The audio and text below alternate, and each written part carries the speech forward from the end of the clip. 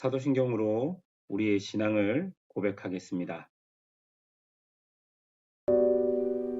전능하사 천지를 만드신 하나님 아버지를 내가 믿사오며 그 외아들 우리 주 예수 그리스도를 믿사오니 이는 성령으로 잉태하사 동정녀 마리아에게 나시고 본디오 빌라도에게 고난을 받으사 십자가에 못 박혀 죽으시고 장사한 지 사흘 만에 죽은 자 가운데서 다시 살아나시며 하늘에 오르사 전능하신 하나님 우편에 앉아 계시다가 저리로서 산자와 죽은 자를 심판하러 오시리라.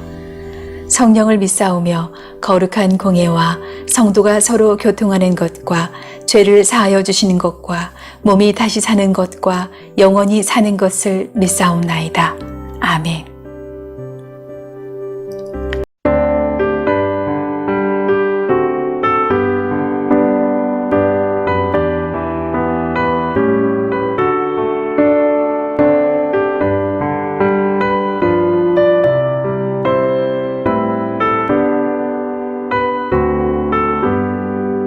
나의 영원하신 기업 생명보다 귀하다. 나의 갈 길 다가도록 나와 동행하소서. 주께로 가까이 주께로 가오니 나의 갈 길 다가도록 나와 동행하소서. 세상 위한 이람과 모든 병에 버리고 험한 길을 가는 동안 나와 동행하소서. 주께로 가까이 주께로 가오니 나의 갈 길 다가도록 나와 동행하소서.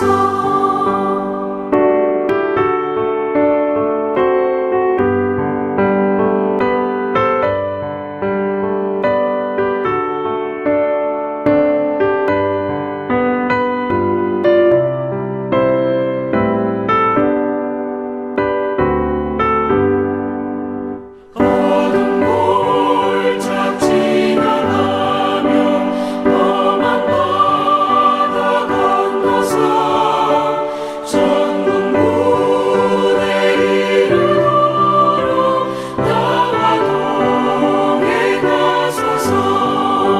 주께로 가까이 주께로 가오니 나의 갈 길 다가도록 나와 동행하소서.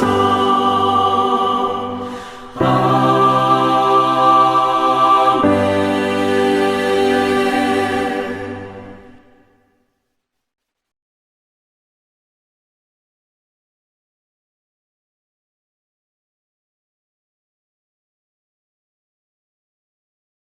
제 10장. 그때 여호와께서 내게 이르시기를 너는 처음과 같은 두 돌판을 다듬어 가지고 산에 올라 내게로 나오고 또 나무괴 하나를 만들라. 네가 깨트린 처음 판에 쓴 말을 내가 그 판에 쓰리니 너는 그것을 그 궤에 넣으라. 하시기로 내가 조각목으로 궤를 만들고 처음 것과 같은 돌판 둘을 다듬어 손에 들고 산에 오르매 여호와께서 그 총의 날에 산 위 불 가운데서 너희에게 이르신 십계명을 처음과 같이 그 판에 쓰시고 그것을 내게 주시기로 내가 돌이켜 산에서 내려와서 여호와께서 내게 명령하신 대로 그 판을 내가 만든 궤에 넣었더니 지금까지 있느니라. 이스라엘 자손이 부에롯 브네아간에서 길을 떠나 모세라에 이르러 아론이 거기서 죽어 장사되었고 그의 아들 엘르아살이 그를 이어 제사장의 직임을 행하였으며 또 거기를 떠나 굿고다에 이르고 굿고다를 떠나 욤바다에 이른즉 그 땅에는 시내가 많았으며 그때 여호와께서 레위 지파를 구별하여 여호와의 언약궤를 매게 하며 여호와 앞에 서서 그를 섬기며 또 여호와의 이름으로 축복하게 하셨으니 그 일은 오늘까지 이르느니라. 그러므로 레위는 그의 형제 중에 분깃이 없으며 기업이 없고 네 하나님 여호와께서 그에게 말씀하신 같이 여호와가 그의 기업이시니라. 내가 처음과 같이 40주 40야를 산에 머물렀고 그때에도 여호와께서 내 말을 들으사 너를 차마 멸하지 아니하시고 여호와께서 내게 이르시되 일어나서 백성보다 먼저 길을 떠나라. 내가 그들에게 주리라고 그들의 조상들에게 맹세한 땅에 그들이 들어가서 그것을 차지하리라 하셨느니라. 이스라엘아, 내 하나님 여호와께서 내게 요구하시는 것이 무엇이냐? 곧 내 하나님 여호와를 경외하여 그의 모든 도를 행하고 그를 사랑하며 마음을 다하고 뜻을 다하여 내 하나님 여호와를 섬기고 내가 오늘 내 행복을 위하여 네게 명하는 여호와의 명령과 규례를 지킬 것이 아니냐. 하늘과 모든 하늘의 하늘과 땅과 그 위의 만물은 본래 내 하나님 여호와께 속한 것이로되 여호와께서 오직 내 조상들을 기뻐하시고 그들을 사랑하사 그들의 후손인 너희를 만민 중에서 택하셨음이 오늘과 같으니라. 그러므로 너희는 마음의 할례를 행하고 다시는 목을 곧게 하지 말라. 너희의 하나님 여호와는 신 가운데 신이시며 주 가운데 주시여 크고 능하시며 두려우신 하나님이시라. 사람을 외모로 보지 아니하시며 뇌물을 받지 아니하시고 고아와 과부를 위하여 정의를 행하시며 나그네를 사랑하여 그에게 떡과 옷을 주시나니 너희는 나그네를 사랑하라. 전에 너희도 애굽 땅에서 나그네 되었음이니라. 내 하나님 여호와를 경외하여 그를 섬기며 그에게 의지하고 그의 이름으로 맹세하라. 그는 내 찬송이시여 내 하나님이시라. 내 눈으로 본 이같이 크고 두려운 일을 너를 위하여 행하셨느니라. 애굽에 내려간 내 조상들이 겨우 70인이었으나 이제는 내 하나님 여호와께서 너를 하늘의 별같이 많게 하셨느니라.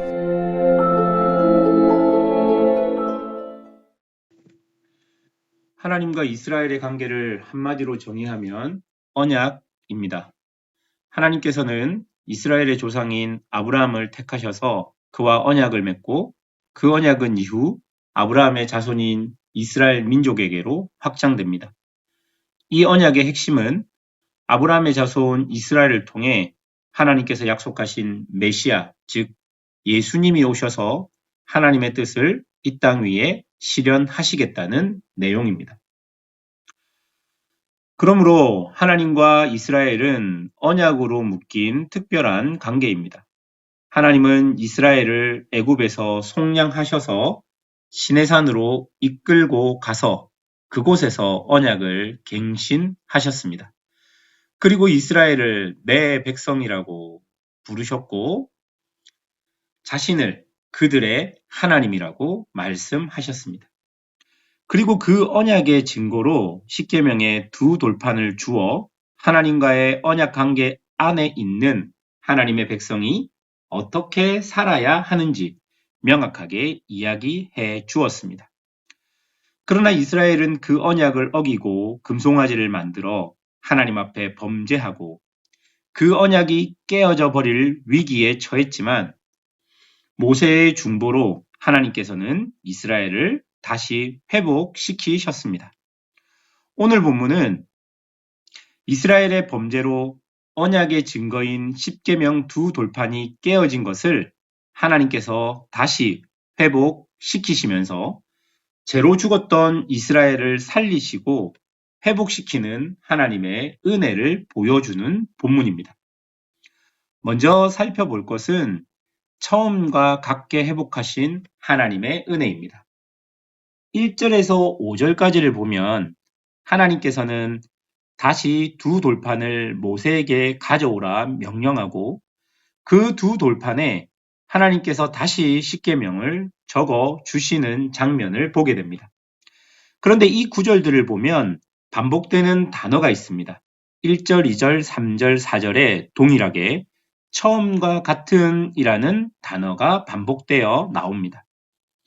하나님께서 범죄함으로 죽었던 이스라엘을 중보자의 은혜로 살리셔서 그들을 회복하실 때 하나님은 처음과 같게 그들을 회복하신다는 이 말입니다.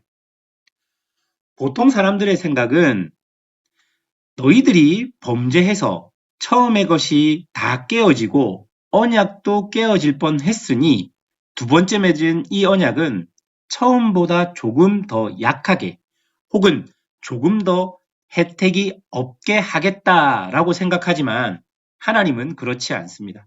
하나님은 처음과 동일하게, 처음과 같이 그들에게 회복을 주시겠다 말씀하십니다. 사랑하는 여러분, 우리가 죄를 지어 하나님 앞에 얼굴을 들 수 없을 정도의 상황이 되고 그 죄의 무게로 무섭고 겁이 날 때가 있을 것입니다.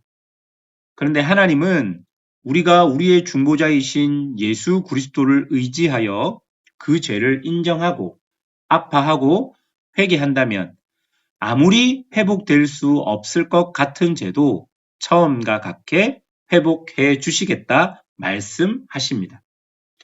여러분, 이 회복의 은혜를 믿으셔야 됩니다. 처음과 같이 되지 않을 거야 라고 생각할 수 있습니다. 처음과 같이 될 수 없다 생각할 수 있습니다. 그런데 하나님은 처음과 같이 회복시키겠다 약속하십니다. 하나님과의 관계도 사람들 사이의 관계도 우리가 볼 때는 이미 답이 없을 정도로 회복할 수 없다 생각할 수 있습니다.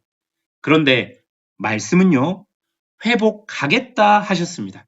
그러니 말씀을 의지해서 우리는 하나님의 때를 기다려야 하는 것이죠. 두 번째로 살펴볼 것은 회복된 사람들의 모습입니다. 6절에서 9절까지를 보십시오. 아론과 그의 후손들에 대한 이야기들이 나옵니다. 아론은 이스라엘이 금송아지 범죄를 저지를 때 금송아지를 만들고 절하는 일에 주도적인 역할을 했던 사람입니다. 우리가 생각할 때는 마땅히 죽어야 하고 그의 후손들도 그 민족 속에서 아무것도 할 수 없도록 만들어야 합니다. 그런데요, 하나님은 아론에게 인간을 대표해서 하나님 앞에 나올 수 있는 제사장의 직분을 주셨습니다. 그리고 그 후손들에게도 대를 이어 제사장의 역할을 하도록 하셨습니다. 8절을 보면 레위 지파를 구별했다 말합니다. 그리고 9절을 보면 여호와가 그들의 기업이라고 말합니다.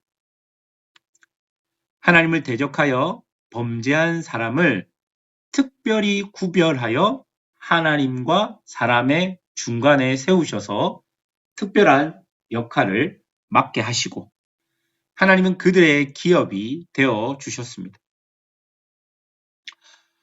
우리가 볼 때는 절대로 이해할 수 없는 결과입니다. 용서받을 수 없는 죄인이었지만 하나님은 용서하셨고 처음과 같이 마치 그들에게 아무 죄도 없다는 듯이 그들이 지은 죄의 흔적조차도 없다고 말하는 것 같이 그들을 사용하신 것입니다. 우리 하나님은 이런 분이십니다. 그래서 모세는 12절과 13절을 통해 이스라엘 백성들에게 이렇게 요구합니다. 이스라엘아, 내 하나님 여호와께서 내게 요구하시는 것이 무엇이냐? 곧 내 하나님 여호와를 경외하여 그의 모든 도를 행하고 그를 사랑하여 마음을 다하고 뜻을 다하여 내 하나님 여호와를 섬기고 내가 오늘 내 행복을 위하여 내게 명하는 여호와의 명령과 규례를 지킬 것이 아니냐. 그리고 여러분 16절 보면 그러므로 너희는 마음에 할례를 행하고 다시는 목을 곧게 하지 말라라고 기록합니다.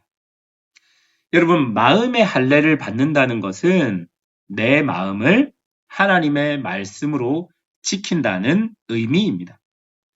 할례는 하나님의 백성의 표시였고 내 마음에 하나님의 말씀이 있다면 그것이 우리가 하나님의 백성이라는 표시가 될 것입니다.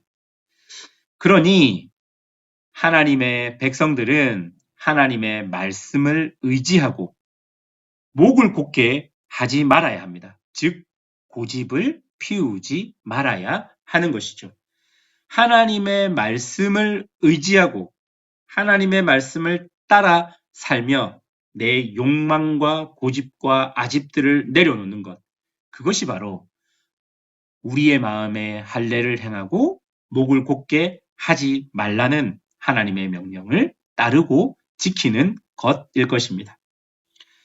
사랑하는 여러분, 이 말은 그 어떤 권위자도 하나님과 나 사이에 들어갈 수 없다는 말이기도 합니다.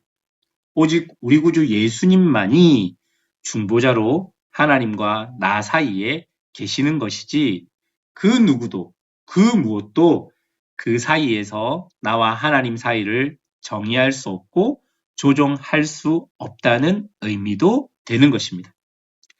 그러니 오직 하나님만 경외하고 하나님만 사랑하십시오. 그리고 어떤 사람을 통해 하나님을 이해하지 말고 오직 자신 스스로 중보자 되신 그리스도를 힘입어 하나님 앞에 나아가십시오. 혹시 해결받지 못한 죄가 있다는 죄책감이 있다면 그것은 하나님이 우리에게 주시는 마음이 아닐 것입니다. 하나님은 처음과 같은 회복, 흔적도 없는 회복을 우리에게 주십니다. 그래서 우리를 하나님의 나라의 일꾼으로 그리고 하나님의 귀한 자녀로 우리를 사용하시고 불러 주실 것입니다. 사랑하는 여러분, 여호와께서 나의 기업이 되시는 그런 회복, 아론과 그의 후손들이 맛보았던 그런 회복, 처음과 같이 우리를 정결케 하시는 그런 회복이 우리 안에도 그리고 우리 공동체 안에도 있기를 주님의 이름으로 축원합니다. 함께 기도하겠습니다.